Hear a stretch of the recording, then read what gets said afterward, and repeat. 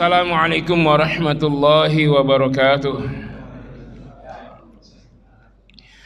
Alhamdulillahilladzi amarna an nusliha ma'ishatana linaila sa'adati wa ridah wa naquma bil wajibati fi ibadatihi wa taqwah.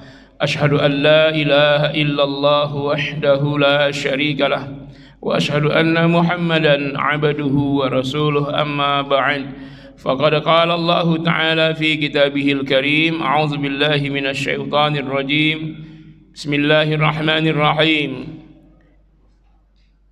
للرجال نصيب مما ترك الوالدان والأقربون وللنساء نصيب مما ترك الوالدان والأقربون مما قل منه أو كثر نصيبا مفروضا صدق الله العظيم اللهم ارحمنا بالقرآن.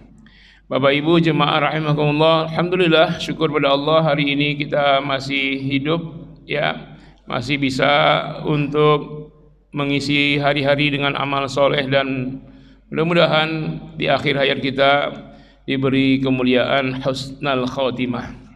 Salam dan salam semoga senantiasa terlimpah tercurah buat junjungan tercinta Nabi Muhammad sallallahu alaihi wasallam yang membebaskan umatnya, ya, bebas keluar dari kegelapan kepada cahaya Islam, terhindar, terbebas minasyirki ila tauhid, dari kesyirikan kepada tauhid, minan nizamil kufri ila nizamil Islam, dari sistem kufur kepada sistem Islam, termasuk sistem peralihan harta bagi yang sudah meninggal, yang sering kita dengar istilahnya dengan faraid atau mawaris.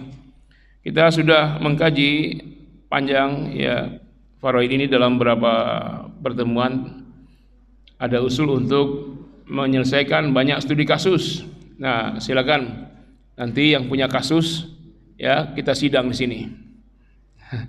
Boleh ditulis ibu-ibu, bapak-bapak boleh ditanya nanti, ya, mungkin masing-masing. Harapan saya kalau ada whiteboard kita selesaikan dengan tertulis, ya. Untuk sementara saya sampaikan materi dulu, kelanjutan dari materi kita sebelumnya, yaitu syarat-syarat bagian pasti. Saya yakin Bapak Ibu sekalian pada sudah lupa, karena ini sebulan yang lalu, ya. Jadi kita sudah membahas syarat-syarat bagian pasti. Karena dia bagian pasti, yang kita bahas hanya bagian pasti, yang ada bagian-bagian ini, ya. Sedangkan yang asobah tidak usah dibahas, karena asobah bagiannya menunggu sisa setelah dibagi kepada ahli waris bagian pasti. Tentang bagian pasti ini sudah kita bahas dari sini nih, mulai dari zauj sudah, ya, zaujah sudah, bintu ibnin, ukhtun syaqiqah, ukhtun li'ab, sudah selesai di sini. Sekarang kelanjutannya bagian ayah. Nanti ayah, kakek, ibu, nenek dari ayah, nenek dari ibu, dan saudara seibu. Ini sisanya nih. Terakhir kita udah bahas ini, saya ingat betul nih. Karena sudah nyerah semua, Ustaz, enggak usah lanjutin, udah stres semua. Saya ingat batas ini nih. Waktu itu stres, sekarang udah enggak lagi, ya. Oke, kita lanjut sekarang. Syarat-syarat bagian pasti untuk ayah. Abun, ayah. Abun bagiannya 1/6 atau 1/6 plus baqi. Baqi itu sisa. Jadi kalau dalam waris yang dibagi dulu adalah bagian pasti. Setelah semua bagian pasti dapat, barulah untuk sisa. Tapi ada beda dengan ayah, dia dapat 2 kali. Pertama dia dapat 1/6, itu bagian pasti. Lalu setelah dibagi semua ke ahli waris, tersisa, itu buat dia. Kondisi bagaimana? Nanti kita jelaskan. Kemudian ayah juga bisa jadi asobah. Nah, jatah ayah ini sama dengan kakek. Jadi kakek ini sama dengan ayah. Dalam kondisi tidak ada ayah, maka kakek ini bagiannya adalah bagian ayah. Jadi antum memahami syarat-syarat bagian ayah, maka akan paham syarat-syarat bagian kakek. Ayah bagiannya 1/6 atau 1/6 plus baqi atau asobah. Ayah mendapat 1/6 jika almarhum atau almarhumah memiliki keturunan laki-laki, baik laki-laki saja maupun bersama keturunan perempuan. Yang laki-laki itu ibnun, ibnu ibnin, ibnu ibni ibnin. Anak laki-laki, cucu laki-laki, cicit laki-laki, terus ke bawah kalau ada. Berapa bagian ayah? 1/6. Dengan syarat, apa syaratnya? Jika almarhum atau almarhumah memiliki keturunan laki-laki, baik anak laki-laki atau cucu laki-laki atau cicit ya. Baik keturunan laki-laki saja atau laki-laki bersama perempuan. Bagian ayah 1/6. Jelas? Belum, saya ulangi. Setengah aja, sampai jam 9 juga saya jelasin. Abun ayah bagian 1/6 atau 1/6 plus baki atau asobah. Ayah mendapat 1/6 jika almarhum atau almarhumah memiliki keturunan laki-laki, baik laki-laki saja maupun laki-laki bersama perempuan. Yang laki-laki itu ibnun, anak laki-laki, ibnu ibnin, cucu laki-laki, atau kalau masih ada cicit laki-laki. Nah, baik ada anak laki, anak perempuan, cucu laki, cucu perempuan, atau laki-laki saja, maka ayah 1/6. Ayah mendapat 1/6 plus sisa jika almarhum atau almarhumah hanya memiliki keturunan perempuan, tidak memiliki keturunan laki-laki. Baik bintun, anak perempuan, atau bintu ibnin, cucu perempuan, atau ada kedua-duanya, maka ayah mendapat 1/6 plus sisa.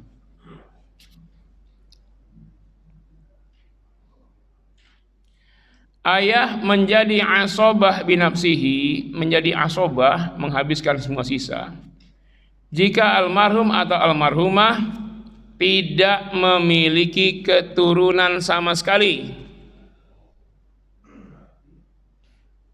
Tidak ada anak laki, anak perempuan, tidak ada cucu laki, cucu perempuan, tidak ada cicit laki, cucu perempuan, tidak ada anak cicit, cucu cicit, cicit, enggak ada. Ya. Jadi yang meninggal anaknya tak ada anak. Soal ada istri atau ada suami enggak dihitung. Yang jelas tidak ada anak sama sekali, maka ayah menjadi asobah, ngabisin semua sisa. Saya ulang boleh? Boleh ya? Karena kalau antum paham bagian ayah, paham bagian kakek nih. Ayah bagiannya 1/6 atau 1/6 plus sisa atau asobah.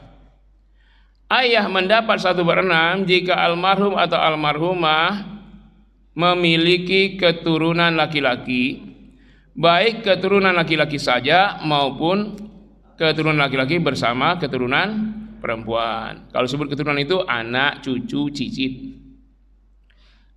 Jelas? Ayah dapat 1/6 ya. Coba antum bayangkan diri antum sebagai ayah, lalu anaknya meninggal. Anak yang meninggal itu ada nggak anaknya atau cucu antum ya, yang laki-laki? Oh ada, berarti saya 1/6.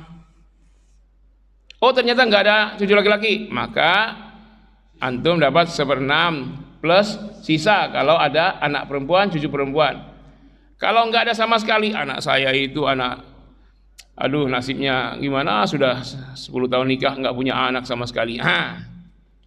Lalu meninggal tuh anak, nggak punya anak dia, maka antum sebagai kakek, sebagai ayah mendapat asobah. Jelas ya? Nah, yang saya jelaskan bagian ayah itulah bagian kakek. Kalau ayah tanpa syarat, kalau kakek ada syarat. Ayah bagiannya 1/6 atau 1/6 plus baki atau asobah. Ayah mendapat 1/6 jika almarhum atau almarhumah tidak memiliki keturunan, bukan tidak tapi memiliki, salah kata saya. Almarhum atau almarhumah memiliki keturunan laki-laki, baik keturunan laki-laki saja ataupun bersama keturunan perempuan. Ayah mendapat 1/6 plus sisa jika almarhum almarhumah hanya memiliki keturunan perempuan, baik anak perempuan saja maupun cucu perempuan saja atau ada keduanya. Ayah menjadi asobah. Saya jelaskan asobah sajalah, nanti tambah bingung pula pakai binafsi. Jika almarhum almarhumah tidak memiliki keturunan sama sekali, baik ibnun, bintun, ibnu ibnin, bintu ibnin, enggak ada.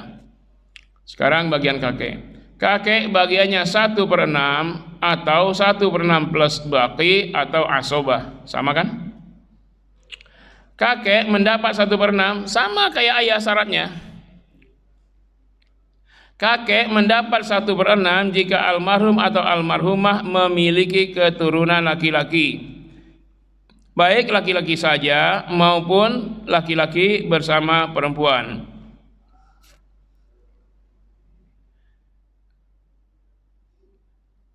Jaddun kakek mendapat 1/6 plus sisa jika almarhum almarhumah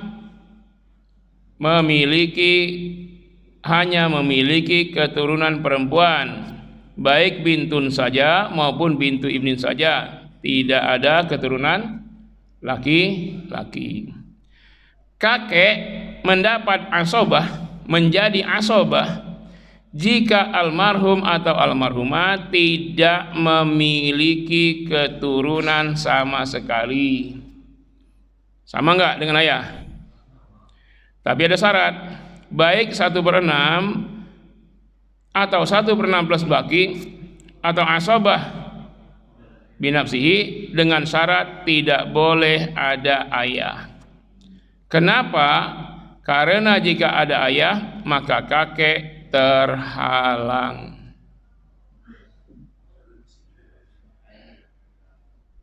Ya, ayah almarhum sudah nggak ada, kakek antum baru dapat tuh. Kalau almarhum punya ayah, antum sebagai kakek nggak dapat. Bagaimana mau sumbangkan, orang nggak dapat? Kalau kita dapat baru kita sumbangkan punya kita. Masa ahli waris orang lain kita sumbangkan? Ikhlas saja. Tapi kan anaknya itu yang memberi nafkah kepada kakek. Kakek dinafkahi ya, bukan memberi nafkah. Kakek itu menafkahi anak, dinafkahi cucu. Dah, kemana kita? Ibu ya. Ibu dulu ya, nenek-nenek nanti ya. Maaf ya, Nek. Nenek sabar, Nek. Ibu dulu, ibu. Ibu umun bagiannya 1/3 atau 1/6. Kita hanya perlu fokus ini. Bagian umun sama dengan ukhtun atau akhun li saudara seibu. 1/3 atau 1/6. Umun mendapat 1/3 jika almarhum atau almarhumah tidak memiliki keturunan sama sekali, baik ibnun, bintun, ibnu ibnin, bintu ibnin. Satu kondisi ya. Atau almarhum atau almarhumah memiliki saudara hanya satu. Memiliki saudara hanya satu, ini almarhum hanya satu saudara, baik saudara kandung saja atau saudara seayah saja atau saudara seibu saja. Cuman satu saudaranya. Tapi kalau ada satu saudara kandung, satu saudara seibu, berarti dua, maka ibu tidak dapat 1/3.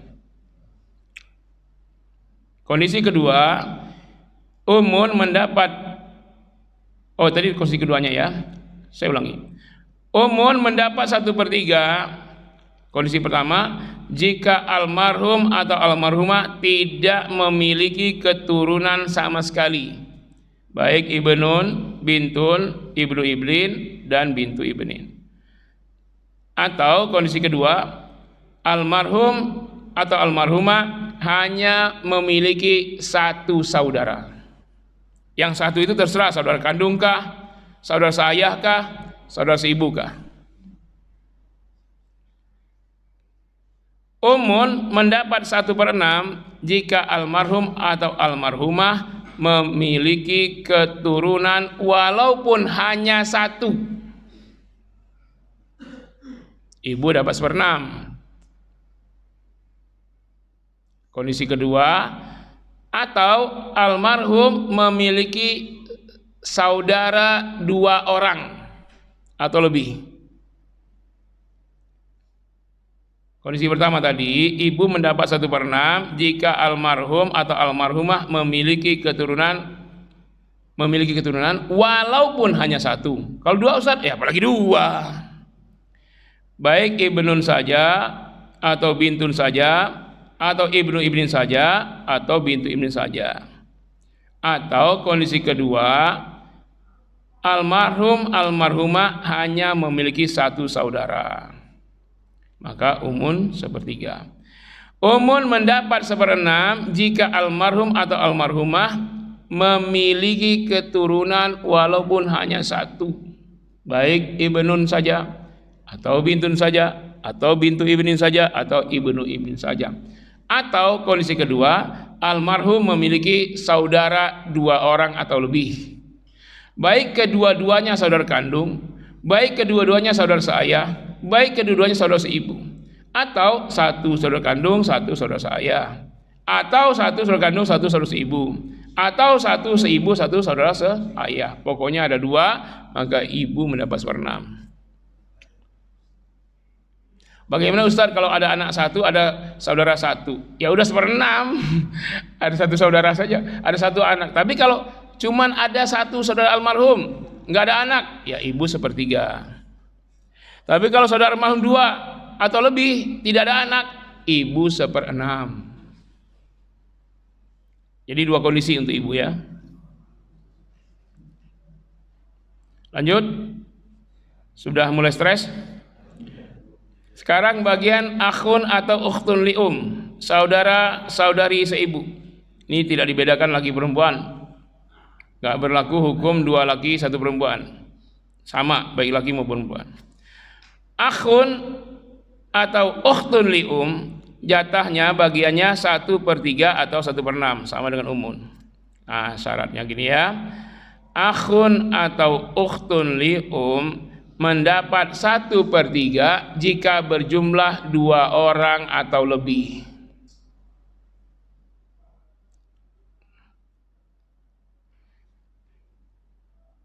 Akhun atau ukhtun li'um mendapat 1/6 jika hanya 1 orang. 1 orang saudara seibu saja, atau 1 orang saudara seayah, 1 orang saudara laki-laki, saudara perempuan seibu saja. Jadi 1 orang, baik laki maupun perempuan, pokoknya saudara seibu, maka dia mendapat 1/6. Kalau 1 orang 1/6. Saya ulangi, akhun atau ukhtun li'um bagiannya 1/3 atau 1/6. Akhun atau ukhtun li'um mendapat 1/3 jika berjumlah 2 orang atau lebih. Jika hanya 1 orang, akhun atau ukhtun li'um mendapat 1/6. Baik 1/3 maupun 1/6, syaratnya tidak boleh ada ayah, tidak boleh ada kakek, dan tidak boleh ada semua keturunan walaupun 1. Kenapa? Karena jika ada ayah, kakek, anak laki atau perempuan, cucu laki atau perempuan, cicit dan seterusnya, maka akhun atau ukhtun li'um terhalang. Berapa yang menghalangi saudara seibu? 6. Abun, jadun, ibnun, bintun, ibnu ibnin, bintu ibnin. Kalau ada cicit juga ngalangin. Tapi biasanya orang sampai cucu doang ya. Yang punya cicit berarti dia sudah 100 tahun umurnya. Jelas? Belum, saya ulangin. Akhun atau ukhtun li'um, saudara laki atau saudara perempuan seibu, bagiannya 1/3 atau 1/6. Akhun atau ukhtun li'um mendapat 1/3 jika berjumlah 2 orang atau lebih. Jika hanya 1 orang, akhun atau ukhtun li saudara seibu, mendapat 1/6. Baik 1/3 atau 1/6, syaratnya tidak boleh ada abun, jadun, ibnun, bintun, ibnu ibnin, bintu ibnin. Kenapa? Karena kalau ada satu saja di antara abun, jadun, ibnun, bintun, ibnu ibnin, bintu ibnin, akhun atau ukhtun li terhalang. Nenek-nenek ini terakhir. Jaddatu minal ab, jaddatu minal Nenek dari ayah, nenek dari ibu. Mau yang dari ayah apa dari ibu dulu? Dari ayah. Jaddatu minal ab, nenek dari ayah mendapat 1/6. Jika tidak ada nenek dari ibu.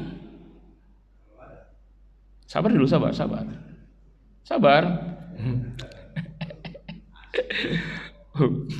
Jaddatu minal ab mendapat 1/6 jika tidak ada jaddatu minal dengan syarat tidak boleh ada abun, tidak boleh ada umun.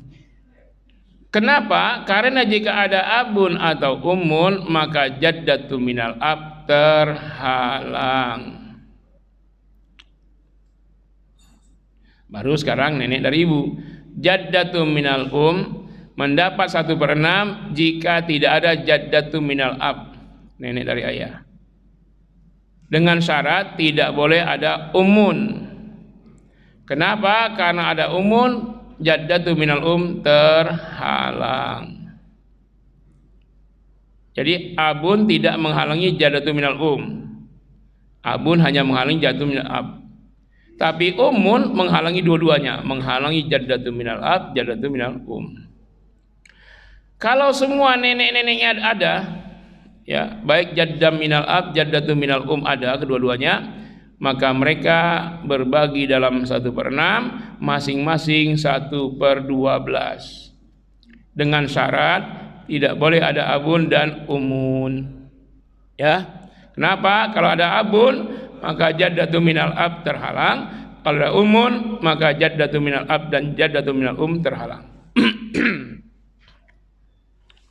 Nah, ini syarat-syarat bagian pasti ini 2 kali pertemuan.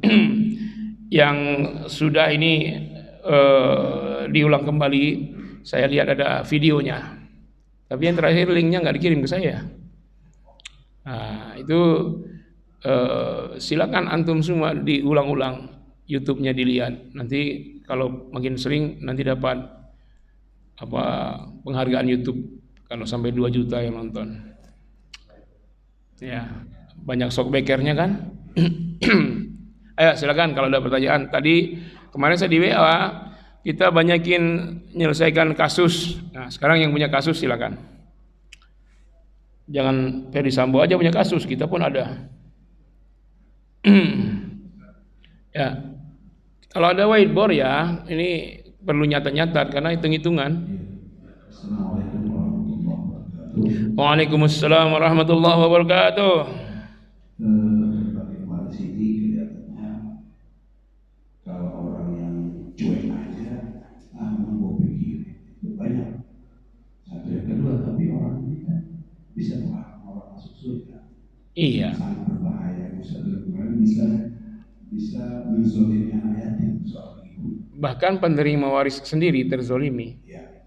Pertanyaannya adalah ketika almarhum atau rumah ini mereka memiliki rumah, memiliki tanah, memiliki mobil dan sebagainya. Tapi masa itu kredit semua. Nah, ketika dia meninggal, apa yang perlu dibagi? Apakah dia wajib untuk membayar utang? Sementara kalau dia tidak punya apa-apa, bagaimana hukumnya? Kredit riba ya? Ya, memang boleh buat. Kok apa boleh buat? Nanti ada bahasan tersendiri soal riba itu, Pak. Kata Nabi, ar-riba salah satu wasab'una hauban.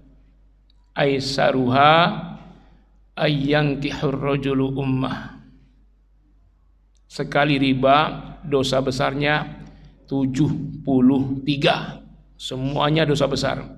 Kalau orang mencuri, satu dosa besar, hukumnya potong tangan di akhirat neraka. Kalau orang membunuh, satu dosa besar dikisos dan di neraka kalau tidak dikisos. Satu cuman. Satu kali berzina, dosa zina dirajam. Sekarang dosa riba, sekali riba 73. Aisaruha, yang paling ringan dari 73 dosa besar itu, kata Nabi, ayyang kiharrojulu ummah, seorang laki-laki memperkosa ibu kandungnya.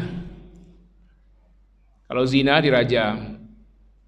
Zina itu orang lain dengan orang lain. Ini ibu kandungnya dizinahi, diperkosa. Itu sekecil-kecilnya dari 73 sekali berbuat riba. Maka tidak ada yang bisa diandalkan dari riba. Kalau misalnya ada warisan riba, maka yang diambil hanya pokoknya saja. Itu yang jadi waris. Ribanya tidak boleh jadi waris. Riba itu lebih kotor dari sampah. Kalau ada bunga bank mau dibikin masjid, penghinaan terhadap rumah suci. Bikin jalan aja nggak ada pahalanya. Bikin pos ronda juga nggak ada faedahnya di hadapan Allah. Ini problemnya. Ya. Alladzina ya'kuluna riba la yaqumuna illa kama yaqumul ladzi yatakhabbathu syaitanu minal mas. Orang yang mengkonsumsi riba, dia tidak beraktivitas, aktivitasnya tidak lain kecuali seperti orang gila kesurupan yang kemasukan syaitan. Orang gila kesurupan kemasukan syaitan.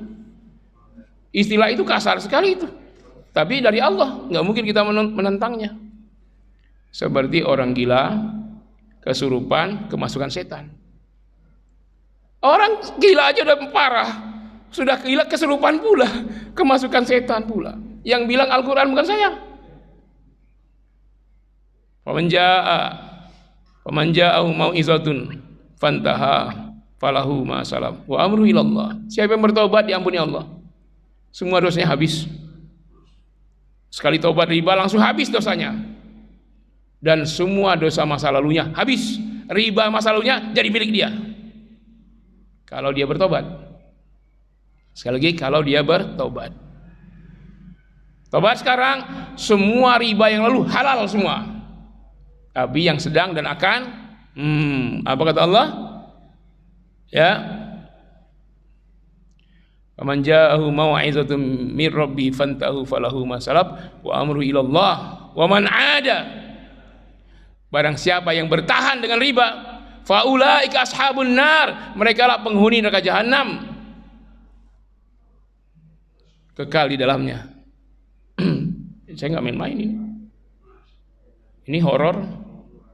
Ini temanya horor, ini lebih horor dari vampir daripada pocong. Masjid masih pagi juga salurkan zakat Anda lewat rekening ABC. Abang tidak mandiri. Masya Allah, bank syariah udah banyak. Ada tuh masjid-masjid mau perbaikan bank abang ABC. Inisial aja Pak, masa ABC ya? ABC. Iya. Contohnya ya, contoh. Umat Islam ini kalau ekonomi kita pakai syariah, kita tidak akan krisis.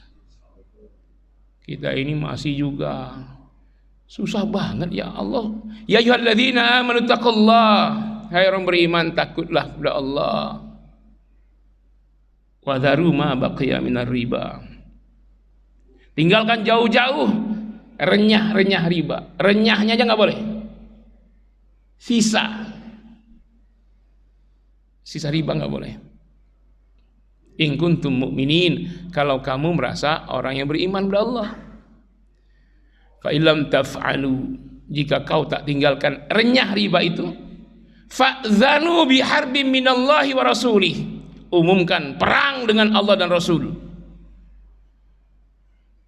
Mau dijadikan waris anak antum dengan uang riba, bagaimana generasi berikutnya? Makanya banyak anak durhaka, orang tuanya dikubur, dia berebut waris. Itu kalau waris nggak selesai azab kubur sampai kiamat, bagaimana dia menyelesaikan waris dengan uang riba. Jangan tinggalkan uang haram kepada generasi berikutnya. Jangankan hutang riba, hutang halal saja penyebab pertama dan utama di azab kubur, hutang halal. Hutang halal, datang orang, ya Rasul salatkan abi saya. Apakah dia punya hutang? Ada harta warisnya untuk bayar hutang? Ada. Bayarkan dulu, bayar. Nabi salatin. Datang yang kedua, ya Rasul salatin jenazah ayah saya. Ada hutang? Ada. Ada harta waris? Enggak ada. Ada ahli waris yang siap mengambil alih hutangnya? Ada. Nabi salatkan. Ada lagi jenazah, ya Rasul salatin. Ada hutang? Ada. Ada ahli waris? Ada hartanya untuk bayar hutang? Enggak ada. Ada ahli waris yang menanggung hutang? Enggak ada. Maka Nabi bilang, salat sama kalian. Nabi pun beralih, Nabi pulang. Nabi masuk kamar. Nabi tidak menyolatkan orang yang berhutang. Hutang halal ya, hutang halal. Sabarlah, kalau nggak mampu sudah. Nggak mampu beli mobil, banyak supir kita tinggal pencet-pencet datang, mau model apa? Ya, motor nggak ada, pencet-pencet datang, mau yang jaketnya hijau, mau jaketnya warna hitam, ada semua. Ya, nggak mampu beli rumah, itu kontrakan banyak. Ya, sabarlah, sabar. Nggak berkah. Ini kadang-kadang ditawarkan oleh si abang, mau aja ya, kredit sini kata si abang, mau aja. Dirayu-rayu lagi. Yang datang nggak pakai jilbab, pakaian seksi, dirayu. Waduh Pak, ini dagang Bapak ini potensial ini. Bisa nggak kami tambah modalnya ini? Lagi rame-ramenya begini. Jual rokok pula warungnya. Ya, jadi kita ini menjebak diri sendiri. Mau perang dengan Allah dan Rasul, perang dengan Israel aja terkencing-kencing. Mau perang dengan Allah dan Rasul. Tak ada tempat bagi pelaku riba itu. Maaf ya Pak ya. Jadi kalau ada warisan riba, tak ada yang bisa dijadikan dalil pembenaran jadi waris. Yang ada pokoknya saja, itu saja. Pokoknya berapa yang sudah dibayarkan, itulah yang jadi waris. Sisanya itu sudah bukan milikmu dan tidak boleh diwariskan. Nah, cuman kalau hutang halal gimana? Kalau hutang halal lunaskan oleh ahli waris. Pembagiannya bagaimana? Kalau hutang tidak diatur, silakan ada anak soleh yang mau ambil alih semua hutang ayahnya, dia sendirian boleh. Dia bersama saudaranya silahkan. Orang lain pun yang baik hati mau melunaskan hutang almarhum, itu lebih baik. Ya, kalau masalah hutangnya tidak seperti waris. Tapi selayaknya anak-anak membayar hutang abinya, bukan orang lain. Orang tua hutangnya dibayarkan oleh anak-anak. Kalaupun tidak sanggup hari ini, sebelum dikubur minta ridho kepada yang punya hutang agar hutang ayahnya menjadi hutang dia. Jadi sebelum sholat jenazah ini Pak, umumkan jemaah sekalian, kalau ada abi saya berhutang, maka semua hutangnya sekarang menjadi hutang saya. Silakan hubungi saya sebelum disolatkan. Sebelum disolatkan, bukan udah 3 hari takziah. Sebelum disolatkan itu mengambil alih hutang ayah atau hutang ibu itu oleh anak sebelum, dan anaknya jadi imam, bukan nongkrong di teras masjid. Abinya meninggal, uminya meninggal, anaknya yang mandiin, yang ngapanin, imam sholat, yang turun ke liang lahat. Sekarang kira-kira kalau antum meninggal, anak antum kemana?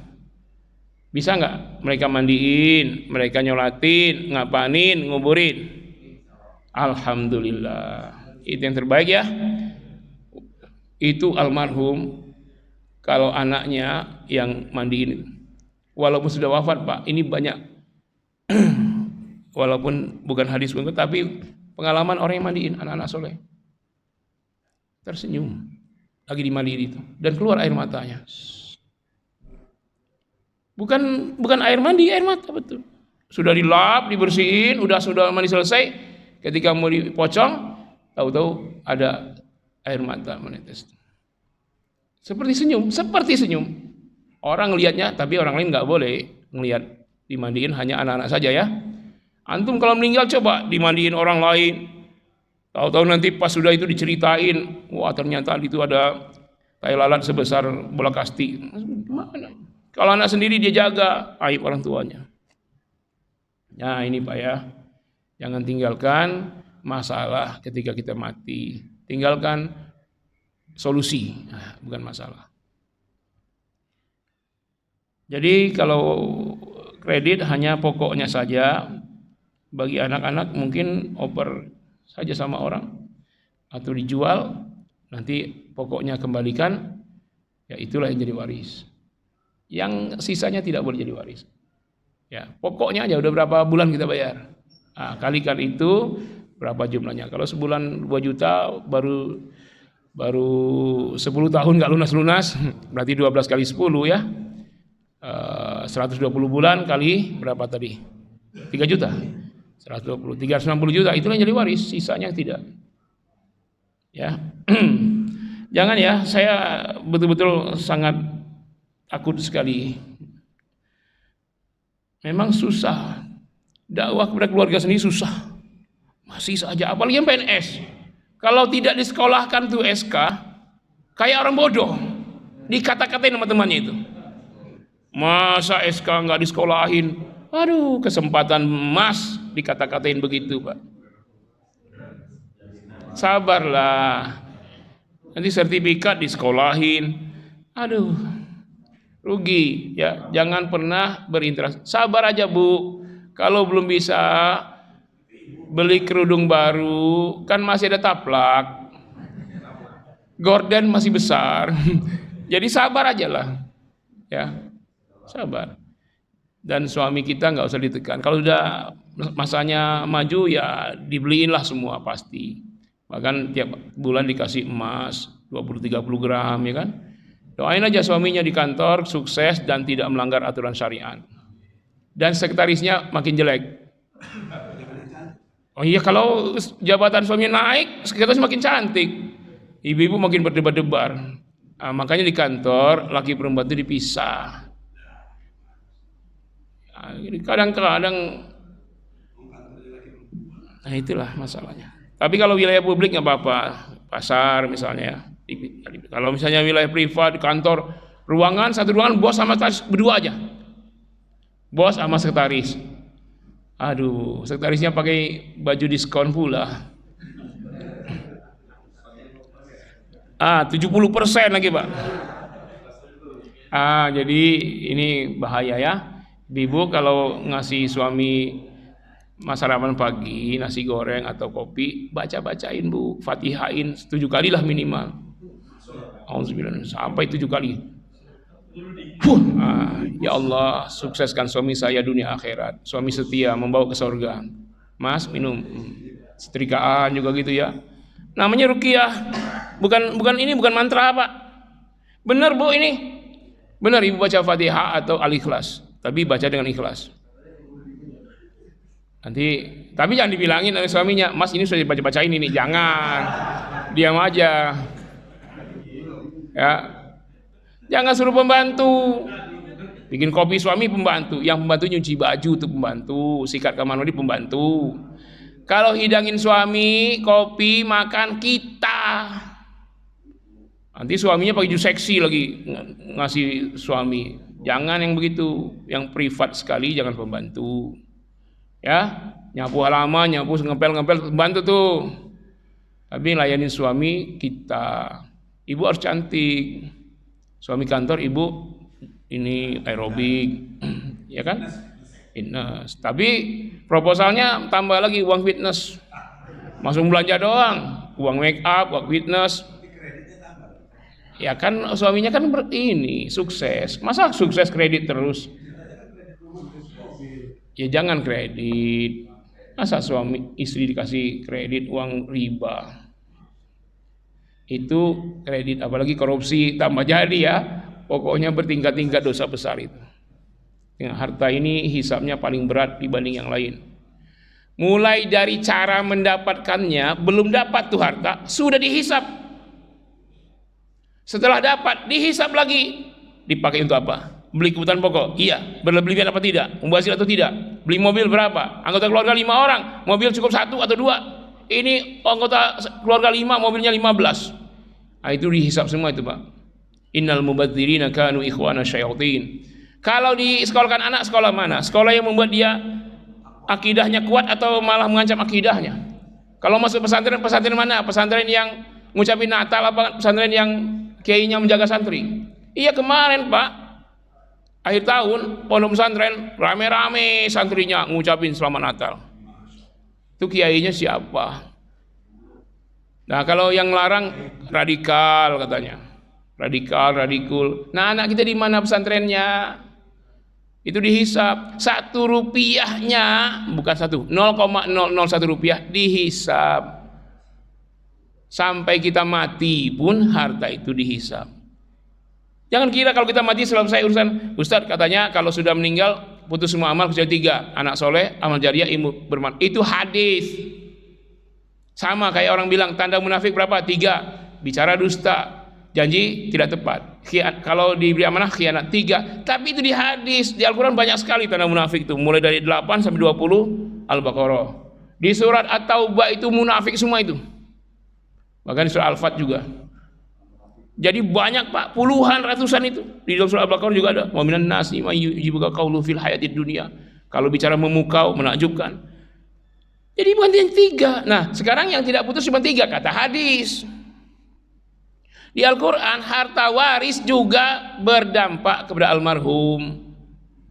Aba'ukum wa abna'ukum la tadruna ayyuhum aqrabu lakum naf'a. Kamu udah mati, masuk kubur. Ayah ibu kalian, kakek-kakek nenek, aba'ukum generasi ke atas, wa abna'ukum keturunan-keturunan, anak cucu cicit, kamu tak tahu siapa yang memberi manfaat terbesar bagi kamu di alam kubur. Jadi harta waris berdampak kepada almarhum. Cara pembagiannya bagaimana? Berdampak itu. Harta yang ditinggalkan haram atau halal berdampak itu. Dan setelah diterima ahli waris dia apakah itu harta poya-poya atau dia bersedekah? Atau paling tidak dikembangkan usaha. Walaupun cuman kembangkan usaha tidak bersedekah, itu tetap dinilai amal soleh. Tapi kalau dipakai untuk foya-foya, maka yang di alam barzah diazab. Jangan enak-enak aja mati harta banyak. Bagus antum tinggalkan warisan lebih banyak, itu lebih baik daripada kita tidak tinggalkan warisan sehingga ahli waris kita jadi pengemis. Ya. Bagus. Nah, lebih bagus kalau anak yang kita didik anak soleh, lalu harta yang kita telah wariskan dia pakai untuk amal soleh. Dia beli mobil, mobilnya datangi kajian, mobilnya datangin ke tempat musibah bawa bantuan, mobilnya sayyaratul dakwah, sayyaratul jihad, mobilnya mobil dakwah, mobil jihad. Dia beli apa? Dia beli rumahnya tempat pengungsi kena musibah. Nah itu, kalau itu yang terjadi maka bahagialah. Maka yang di alam barzah mendapat raudhah min riyadil jannah, taman sorga, bukan khufrah, bukan jurang neraka jahanam. Ya, pikirkan masa depan kita. Di dunia cuma 60 paling ya 70 tahun. Alam barzah lama sampai kiamat di situ. Mau dihantam malaikat munkar nakir sampai kiamat. Ya, dipukul Pak, sekali pukul langsung masuk 7 petala bumi. Ditarik lagi rambut jam, dipukul lagi sampai kiamat begitu. Malam pertama saja, bukan malam, kadang-kadang ya siang di kuburnya. 3 sampai 7 langkah orang tinggalkan, datang dia tuh Pak. Marabbuka. Mau jawab apa? Saya udah hafal Ustaz jawabannya. Karena soalnya udah dibocorin sekarang. Yang jawab amalmu, bukan dirimu. Ya, mulut udah nggak bisa jawab lagi. Semua saksi, tangan jadi saksi, kulit jadi saksi. Surat Yasin, tangan dan ya. Tapi di surat Fusilat lebih dahsyat Pak. Bukan hanya tangan dan kaki, memang di Yasin tangan dan kaki. Kalau di Fusilat, wa qalu li juludihim lima syahidtum alaina. Penghuni neraka jahanam itu protes. Protesnya kepada kulit mereka, hai kulitku, kenapa kamu jadi saksi lalu kami masuk neraka jahanam? Kulit Pak, bukan kita, maaf. Jangan kita, yang lain. Yang masuk neraka jahanam itu protes, bukan kepada Allah. Mana bisa lah protes kepada Allah? Enggak, bukan malaikat. protes kepada kulitnya sendiri. Hei kulitku, kenapa kau menjadi saksi sehingga aku masuk neraka jahanam? Qalu antaqana Allah. Kulit menjawab, yang membuat kami jadi saksi adalah Allah. Alladzi antaqa kulla syai'. Dia juga menjadikan segala sesuatu jadi saksi. Kalau kita lihat surah Yasin, tangan dan kaki. Kalau begitu kita berbuat maksiat, potong tangan, potong kaki. Bisa berbuat maksiat. Ada surah Fusilat, kulitmu juga saksi. Nah sekarang anggota tubuh kita yang nggak ada kulit mana? Kaki dan tangan ada kulit memang, tapi apakah wajah tidak ada kulit? Jadi kemana kita mau berbuat maksiat yang tidak ada saksinya? Coba kemana? Jadi kalau antum mau berbuat maksiat, ini hanya saran. Silahkan kulitin semua dari ujung kepala sampai ujung kuku, habis kulitnya, baru yang mau zina zinalah, yang mau korupsi korupsilah. Enak emang mau berzina tanpa kulit? Lagi pula siapa yang mau? Ini aja hantu begini mau sama saya, kata pelaku maksiat yang perempuan. Enggak. Kalaupun bisa tanpa kulit berbuat maksiat, ayatnya belum selesai. Alladzi antaqa kulla syai'.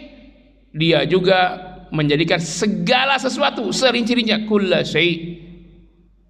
Segala sesuatu jadi saksi. Ternyata selain kulit, darah juga jadi saksi. Daging, tulang, mata, telinga, isi perut, usus, dan kulla syai'in, segala sesuatu. Bahkan yang ada sekitarnya. Di hotel itu apa? Kamar hotel, AC hotel, kasur, spray, bantal, bed up, kamar mandi, TV di hotel, lemari kulkas di hotel, spraynya, lantai hotel, semua jadi saksi. Ini kalau satu ayat ini dipahami betul, cukuplah satu ayat ini mencegah seluruh kejahatan kalau diimani. Makanya setiap pejabat, presiden, menteri, DPR, gubernur, wali kota, sebelum menjabat training dulu. Satu ayat ini aja trainingnya. Satu ayat surah Fusilat. Ayat berapa Ustaz? Saya lupa itu. Wa qalu li juludihim lima syahidtum alaina. Itu Syekh Misar Rasid kalau sudah baca ayat ini menangis berulang-ulang. Menangis lagi, menangis.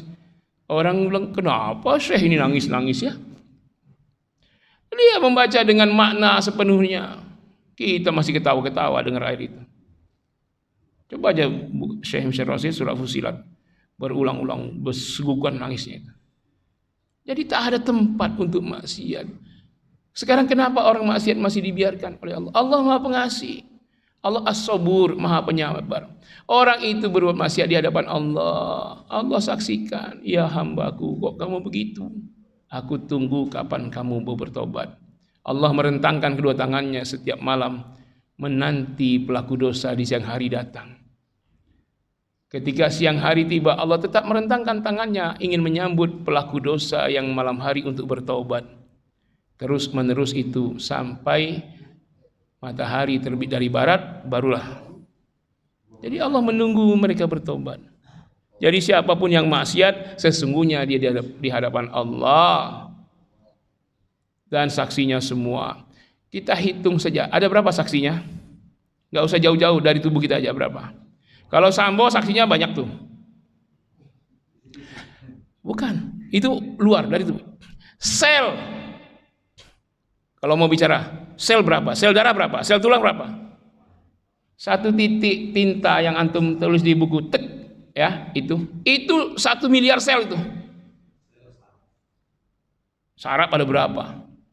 Sel aja, sel coba. Sel darah, sel tulang. Belum lagi dalam-dalamnya ada kromosom, DNA. Ini antum yang biologi kimia coba. Satu sel berapa?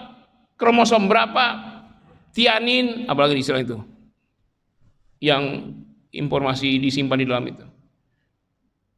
Satu sel aja itu kalau digambarkan itu dengan segala aktivitas dalam satu sel itu seperti satu kota Jakarta dengan kesibukannya. Sel itu Pak, satu sel kecil itu banyak aktivitas dalamnya itu. Ada DNA-nya, ada kromosom, ada segala macam. Bahkan ada lagi apa namanya itu? Ya pokoknya satu sel itu seperti satu kota raksasa lah, seperti New York dengan segala aktivitas itu di satu sel itu. Itu semua ada aktivitas, tidak ada makhluknya. Itu semua jadi saksi. Lah coba kalau antum di sidang, saksinya 2 triliun. Emang bisa mengelak? Nanti di yaumil akhir dihisab di sidang begitu.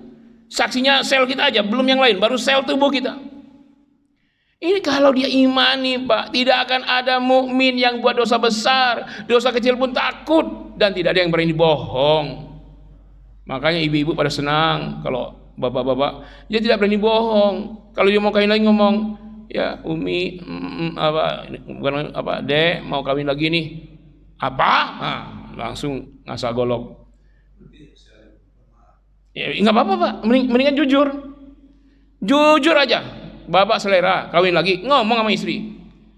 Nggak mau, udah diam aja dulu. 3 bulan ngajuin proposal lagi. Tapi kasih dulu, kalungin dulu, berapa kalung emas kali udah 3 bulan ngajuin proposal. Nggak mau kata istrinya. Udah sabar aja, tunggu aja 6 bulan, tambah lagi, kasih sertifikat, kasih BPKB, kasih rumah, minta izin lagi. Enggak katanya, kasih lagi villa, kasih bungalow.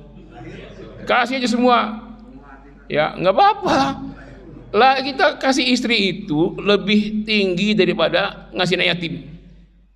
Ya, hartamu yang kau beri kepada istri, hartamu yang kau salurkan jihad fisabilillah, mana yang terbaik? Yang kau beri sama istrimu. Ini bukan kata saya, kata Nabi ini. Banyak orang berlomba-lomba sumbang Palestina, sumbang bagus, anak yatim bagus. Tapi lebih bagus kau sumbang binimu, istrimu. Makanya jangan cuma kasih uang nafkah wajib. Semakin royal kepada istri, semakin besar sumber rezekinya. Makin lancar rezeki. Mungkin antum yang seret-seret rezekinya karena pelit sama istri itu kali. Iya. Istri itu, Pak, yang penting beliin perhiasan. Kalau memang nggak bisa yang asli, yang imitasi. Ya itu kesanggupannya kan. Yang penting istri senang, dia menghargai apa yang kita berikan. Jangan-jangan nggak pernah dipakai, takut rusak. Tapi jangan bohong pada diri sendiri. Mampunya beli emas intan permata, ngasih imitasi, itu namanya munafik. Sesuai kemampuan. Kalau asli ya beli asli, mampunya asli. Tapi imitasi, kasih imitasi, bilangin ini imitasi, jangan bohong. Kok imitasi? Saya baru mampu ini. Sambil nangis pula, doain dong. Nah itu ya. Kalau istri marah-marah, kalungin. Diam dia, bener Pak. Tanya aja sama ibu-ibu. Coba kalau lagi marah-marah, keluarin tuh kalungin. Wah, apalagi yang leontinnya banyak ya, ada permatanya banyak sih. Jadi bukan kalung gini, ada jumbai kalungnya sini banyak. Diam Pak pasti. Mau dikalungin dari depan atau dari belakang silahkan. Pasti istri ngomel diem. Tapi kalau antum istri ngomel, antum ngomel kelar antum. Siapa yang bisa coba kalau istri ngomel? Ustadz aja, Umar bin Khattab aja nggak bisa. Umar bin Khattab aja nggak bisa kalau istrinya ngomel. Siapa yang tidak kenal Umar? Jawara yang berani sama Umar, orang kafir, sebentar aja hilang kepalanya. Tapi ketika bini ngomel, ciut nyalinya udah kayak harimau ompong. Itu Umar bin Khattab, jenderal aja sama istrinya takluk. Mau jenderalnya sedang di sidang, mau jenderal yang dulu-dulu, ya. Jadi memang sama istri itu kalau dia ngomel, itulah tandanya istri. Kalau enggak ngomel, siapa dia? Ya. Makanya yang penting jujur Pak. Walaupun ada keinginan nambah, yang penting jujur. Sampaikan saja, tapi ya lihat kondisinya ya. Kalaupun tidak dikasih izin ya bersabarlah. Kalau nggak sabar, kalau nggak dapat 2 ya nggak masalah. Antum tetap beriman, beramal soleh. Nanti di surga bukan 2, bukan 4. Tuzawwad bisnata wa sab'ina min hurin ain, 72 bidadari sorga. Penghuni sorga dikawinkan dengan 72 bidadari. Nanti istri yang di sorga gimana? Istrilah yang menjadi ratunya. Jadi tetap istrimu idola di sorga nanti. Walaupun banyak bidadari, tapi tak mampu mengalahkan istrimu, asalkan istrinya juga masuk surga. Tapi istri yang bersyukur pada suami ya. Kalau ngomel terus ya nggak tahu lah masuk surga apa enggak. Di surga nggak ada istri ngomel lagi di surga, nggak ada. Ya, wa naza'na ma fi sudurihim min ghillin. Kami cabut seakar-akarnya semua rasa cemburu, dengki, iri. Di surga sudah tidak ada dengki dan iri. Iri, dengki, banyak ngomel itu urusan dunia. Ya. Baiklah, demikian kita sudah sampai surga ngomongnya. Jadi mudah-mudahan kita betul-betul masuk surga nanti. Saya berharap untuk bulan depan kalau bisa siapkan whiteboard dengan spidol besar. Ada kan spidol yang itunya besar tuh Pak? Bukan yang kecil lancip itu enggak. Saya tahu antum-antum sudah senior, jadi kalau jauh-jauh enggak jelas kelihatannya. Makanya whiteboard yang besar dengan spidol yang besar. Nanti antum bawa kasusnya dari sekarang. Boleh ibu-ibu boleh catat. Kita selesaikan ya, insya Allah ya kalau ada kasus-kasus waris. Terima kasih, mohon maaf. Wassalamualaikum warahmatullahi wabarakatuh.